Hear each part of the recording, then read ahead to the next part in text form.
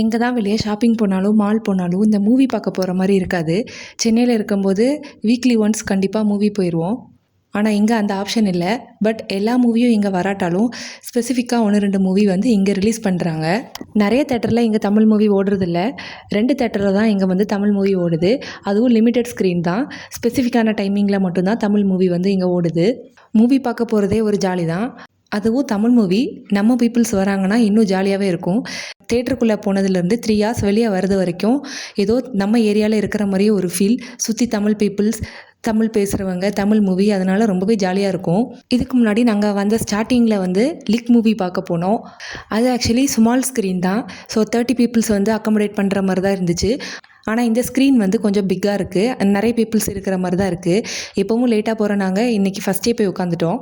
சென்னையில் 300 கொடுத்து வாங்கி சாப்பிட்ற பாப்கார்னை இங்கே 500 கொடுத்து வாங்கி சாப்பிட்டுட்டு ஜாலியாக மூவி என்ஜாய் பண்ணிவிட்டு வெளியே வந்தோம். அந்த 3 hours முடிஞ்சு வெளியே வரும்போது தான் ஆஹா, இது நம்ம ஏரியா இல்லை, இது நம்ம ஊர் இல்லை, நம்ம வேறு ஒரு ஊரில் இருக்கோன்னே புரியும்.